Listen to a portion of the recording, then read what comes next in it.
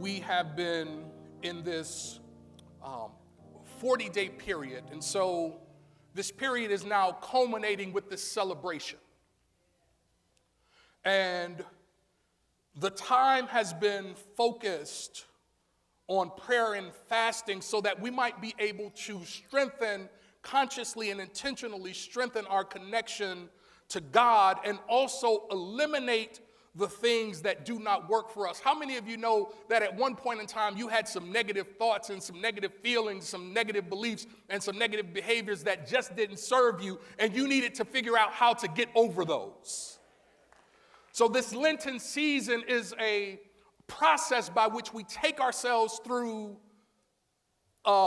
cleansing and purification so that on the other side of this experience we can be better. But I do find it ironic that one of the rewards for this process is the crucifixion. You put in all of this work, and then on the other end of the work, there is this crucifixion. But how many of you know that there are just some things that you must leave behind before you can become that which God has purposed you to become? There are some people you have to leave behind before you can become that which God has purposed you to become. Everything in your life is not healthy enough to take the journey with you. And so as you prepare for your resurrection, the crucifixion is a necessary part of the process. Charles Crow said that Easter is the demonstration of God that life is essentially spiritual and timeless. Someone else said, hopelessness means I am living on the wrong side of the resurrection. And today I'm excited because we get to experience this celebration as our own personal radical resurrection. I submit to you that if you only experience this time as a celebration of the overcoming of Jesus, you will have missed an important opportunity. Because the thing about Jesus in his ministry and in his work and in his teaching is that he was highly intentional about teaching us how to do it so that we could eventually do it. Somewhere in the scripture he said, these things that I do, and greater things than these shall you be able to do if you believe. And so if Jesus taught that I am able to do the things, then I should expect that I am going to have a resurrection. I should also expect that before I can have a resurrection, I must have a crucifixion. Does that make sense? When we say something is radical, we're saying that it's extreme. When something is radical, it's unusual, it's uncommon. And I submit to you that most people are not radical enough to be a force in their own life. Most people, not you, but most people are not radical enough to be active in their own rescue. How many of you know someone, and if you're sitting next to them, just keep looking right at me, but how many of you know someone who is waiting for someone else to come along and save them from the situation they themselves put themselves in? Keep looking right up here.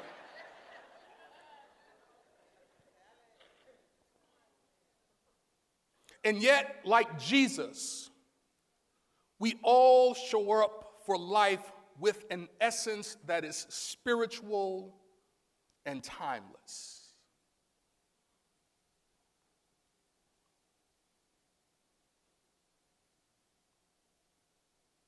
Which means we all get to get up and come out of the tomb of darkness, pain, doubt, disappointment, and hardship. Opal just took us through it, where At early dawn, they came to the tomb so that they might take spices to the master teacher. And they found that the stone had been rolled away.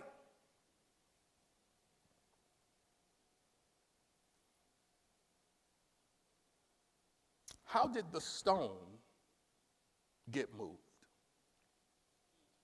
Better still, how do we remove the stone that serves as an obstruction in our life, world, and affairs? Let me ask you this, and please don't answer out loud. Are you presently entombed with any stones in your way? Do you have any hard experiences that are keeping you stuck? Are you entombed in relationships that don't complement or support you? Don't answer out loud.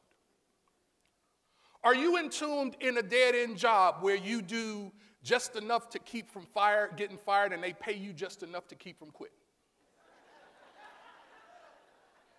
Are you entombed in a pile of debt? Don't answer. I just want you to contemplate how to make the resurrection real for you. Don't answer. Are you entombed with unsatisfactory results in your life? You got that degree and now you're not using it. Don't answer. Are you entombed with all of your time and attention dedicated to seeing about somebody else?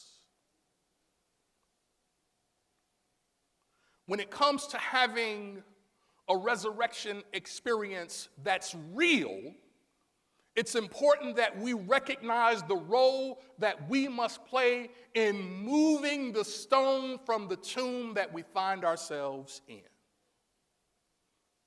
What I want you to realize is that you are the only one. Somebody say only one. You are the only one who can change your situation and move your life forward, but you have to do the work of moving the stone. Now, here's what I want you to know. Moving the stone is not the immediate work. I know it seems like it is. It's easy to, particularly when there's this major obstruction in your way, it's easy to get off course by majoring in minors. It seems like the obstacle is the main thing that you have to get to work on. But I submit to you that it's not the main thing. It's in the way, but it's not the main thing. It's not the immediate work. The immediate work is realizing that the stone is not supposed to keep you from getting free. It's there, but it's not supposed to keep you from being what you're supposed to be. It's there to point you to the realization that you have to know that this too shall pass. You have to know how to think through how you might move the stone and believe that you have the resources to move it. You have to remember that there is a power in you that's just waiting for you to tap into it. Repeat after me. In times of challenge, I don't only have an obstacle to overcome as much as I have a choice to make. When there's something in your way, you've got some choices to make. You have to be able to shift your mindset and your focus from being problem-oriented to being solution-oriented. You have to remember that you are always at choice, and you have to remember that what lies behind you and what lies ahead of you are small matters compared to what lies within you. Let me say it to you this way. Whenever there is an obstacle in your way and that obstacle is trying to convince you that you are not up to the task, I want you to remind yourself that it's okay to let other people lead trapped, stuck, small lives if they choose to, but you can choose something else.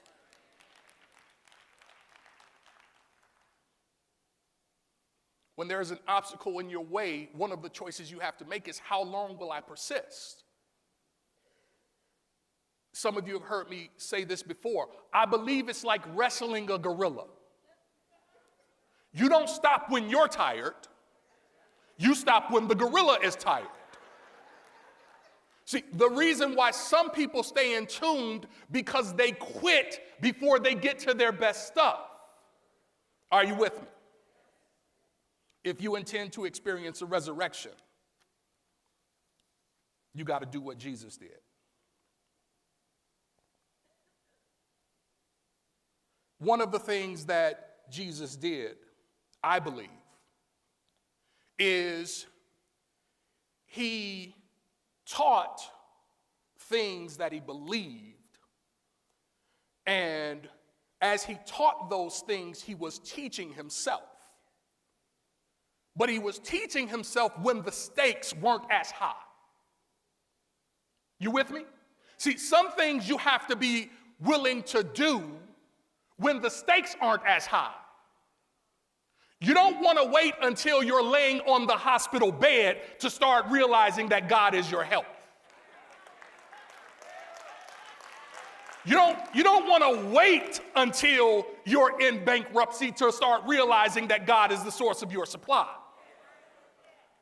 You don't want to wait until the marriage is in divorce court to start realizing that there are some other ways to handle this situation. Are you with me? You don't want to wait until they come get the car.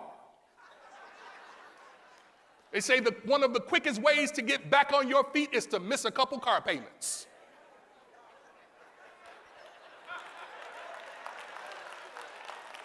You don't want to wait until then. You want to make the demonstration when the stakes aren't as high. Are you with me? So as Jesus is entombed, here's what I believe he's doing. As he's got his eyes closed, appearing to be dead. Somebody say appearing to be dead. I believe he begins to remind himself of what he taught. I believe he begins to remind himself not only of what he taught, but also what he believed. And so I believe he started to get glimpses of what he taught. And somewhere as he was rolling through his mental Rolodex, he heard himself saying, "But seek ye first the kingdom of God and all of his righteousness, and all of these things will be added to you." I believe as he was going through his mental and emotional Rolodex and seeing the people and the crowds sitting out in front of him, when he was teaching, when the stakes weren't as high, he heard himself say, as Reverend McDowell said earlier, "Ask and it shall be given to you. Seek and you will find. Knock and the door will be open to you. For everyone who asks receives, and those who seek find, and those who knock, the door must be opened." I believe he started teaching himself what he taught to others when the stakes weren't as high. As he's going through his mental Rolodex, he remembers he taught this. "For truly I tell you, if you have faith the size of a mustard seed, you will say to this mountain, 'Move from here to there,' and it will move, and nothing will be impossible to you." Now, I don't know about you, but here's what I believe.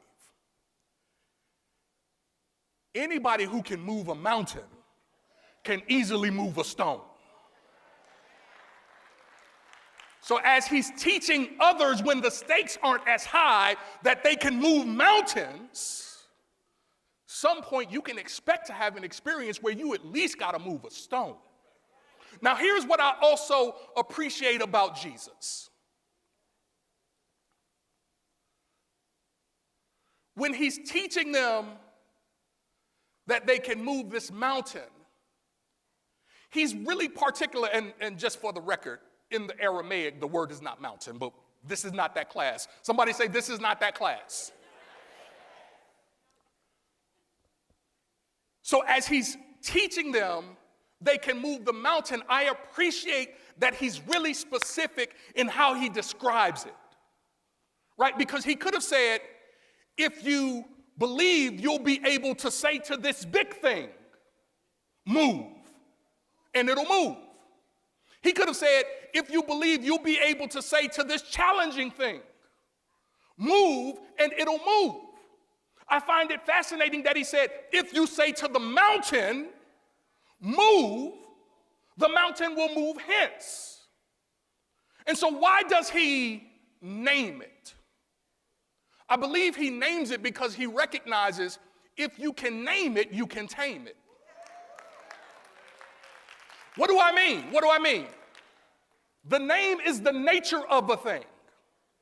And the nature of the thing is consistent with the consciousness that identifies the thing that's being named. Right? So if he calls it mountain, a mountain might be a big thing to you, but a mountain probably is not a big thing to him. Some people, as they're going through financial challenges, they call it being broke. Other people call it waiting for my increase to show up.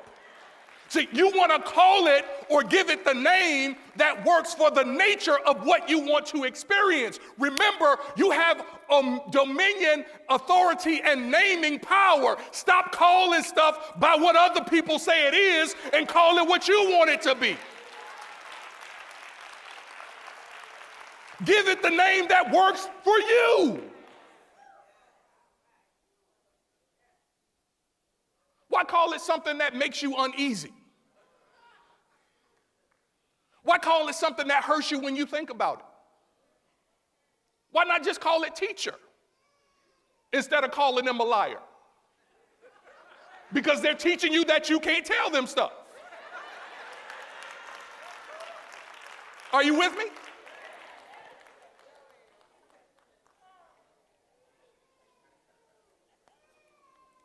The resurrection is supposed to be real. The resurrection is also supposed to be relevant. It's not just for Jesus. And so one of the things that we recognize that in order to really enjoy and make the most of the resurrection that we're capable of experiencing, we must be committed to leaving some things in the tomb. Repeat after me. I only need what's suitable for my resurrected life. You have to decide what it is you're leaving behind. Jesus left the linens and the head wrap and the attire of the entombed. Because while those things were suitable for where he was, they were irrelevant for where he was going. Are you with me?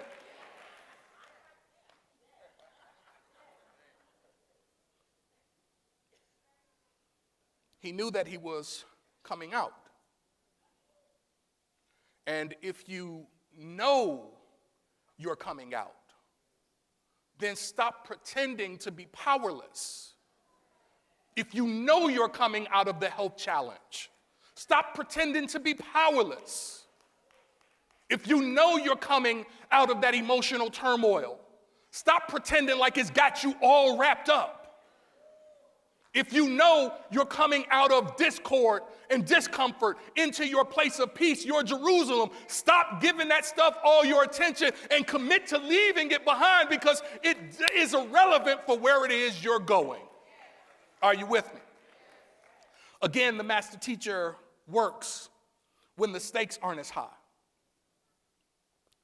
He's doing it before he really needs it. See, I submit to you that when you're entombed, that's not the best time to try and figure out what you should leave behind. It's too late then. It's never too late, but it's kind of too late. Are you with me? So Jesus is out with his disciples. Gospel according to Mark tells us. And he is hungry.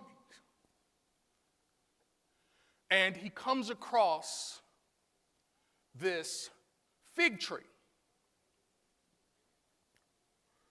And the fig tree, somebody say fig tree. I want you to, the word is not coming to me, What is it when you, it is. I want you to emphasize the word fig when you say fig tree. Somebody say fig tree. Uh-huh. Let's do it one more time, but I want you to emphasize the word fig in fig tree. One more time, let's say it. There you go. So Jesus is hungry. He and his disciples have been traveling, and they come across this fig tree.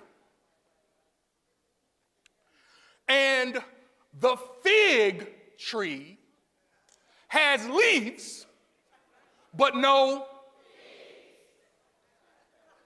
Wait a minute. You mean to tell me that there is such a thing that has a name and it's supposed to produce fruit, and you have a need and it's in your path, and there can be something that has a name that is supposed to produce, that's in your path and should be able to meet your need, and when you encounter it, it's a fig tree that has no. So watch what the master teacher does. He curses the fig tree. Now that doesn't seem very spiritual, I submit to you, Key. That doesn't seem very spiritual, to curse a fig tree. It's just a poor little tree. What did the tree do to Jesus? Here is the challenge. Better still, here is the problem. He has a need that the thing in his life is supposed to fill, and the thing is not filling that need. There is no need for the thing if it doesn't fill the need that you have in your life. So it gives Jesus practice when the stakes aren't as high to eliminate something that is supposed to have purpose that does not serve the purpose for which he has a need. Are you with me?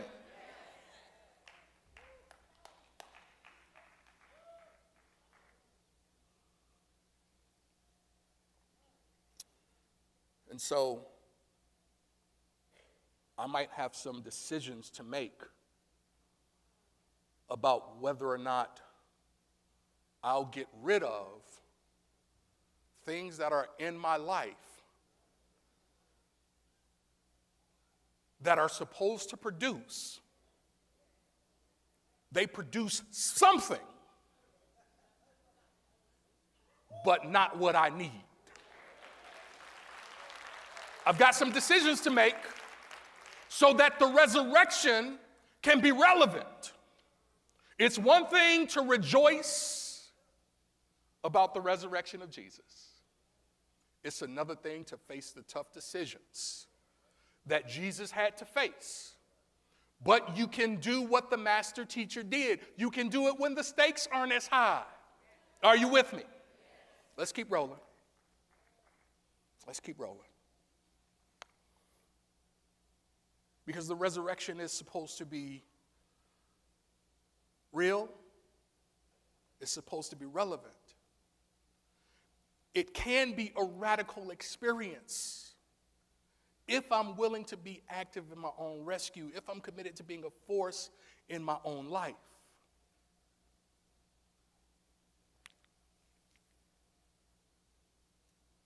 And then comes the final step, the resurrection. And while we are physically born but once, we can be resurrected many times. A gentleman by the name of Robert Flatt said that the resurrection gives life meaning and direction and the opportunity to start over no matter what my circumstances. Someone else said, the crucifixion is a comma, but the resurrection is the exclamation point to indicate that with God, all things are possible. The revealing word says the resurrection is the restoring of the mind and body to their original undying state, and this is accomplished by the realization that God is spirit and that God created humankind with power like that which God himself possesses. And so right now, it's all about answering this question. Tell somebody close to you, it's all about answering this question.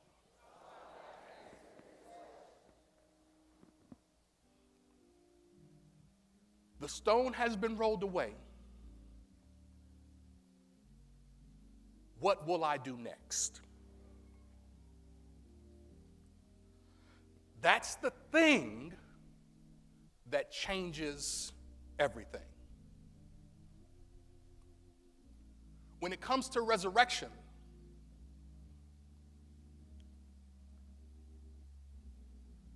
and I want you to put this in your notes.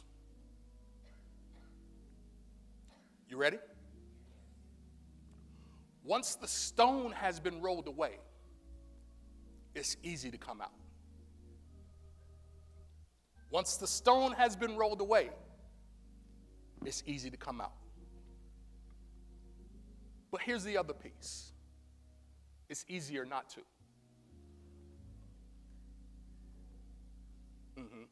It would seem like none of us would settle for being entombed.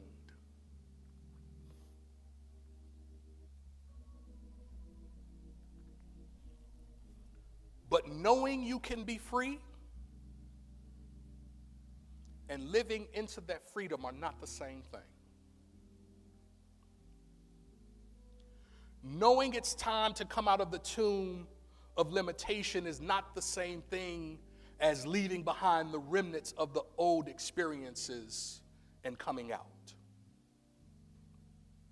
Repeat after me. I have to be in action or I have to be entombed. Because it takes just as much energy to stay put as it does to come out. And if your life is not moving in the way you'd like for it to, it might be time to come on out. I'll close with this. This man who had, a farmer who had a donkey. And his donkey fell into an abandoned well. And as the farmer was pacing back and forth, trying to figure out what to do, his neighbors started to gather around. And as the neighbors are looking into the abandoned well, everybody pretty much comes up to the same conclusion. There is nothing that they can do. They don't have any levers. They don't have any pulleys. There's really no way to get this donkey out of this well. And so then one of the neighbors says, so I think the only option is for us to bury him. And so all the neighbors kind of gleefully go to get their shovels. And they bring their shovels back around this well. And one by one, they start to dig into the soil and pour it in on the donkey. And at first, when the donkey was in the well, as he was trying to leap out, he was whining and uneasy. But then the donkey kind of realized what was going on. It dawned on him that he was about to be buried alive. And so the donkey started to shake off the dirt. Every time someone threw another pile on, the donkey would shake it off. And after there was enough of it under his feet, he would start to tamp it down. And as he would tamp it down, it would become hard. And the harder it became, the higher he was able to go. People would throw it in, he would shake it off. They would throw in some more, he would shake it off. And then at one point, the farmer looked over into the well, and he could see that the donkey was much higher than he had been. I submit to you that there are perhaps some things that think you're going to be buried alive. There are some people who have counted you out and figured they might as well write you off. The conversation might be happening on the outside. It might be happening on the inside. You might be telling yourself, the game is over, I can't win. And I'm here to tell you, it's time to just shake it off. And as you shake it off, I want you to step on it, because it's not there to stand on you, you're there to stand on it. And once you shake it off, you tamp it down. And as you tamp it down, you make yourself taller. And watch this, you don't have to make anybody else smaller to make yourself taller. You just shake it off, tamp it down, and step up. And as you step up, you'll see that the window is open for you to come out. Because you have to either be in tuned or you have to be in action. God bless you.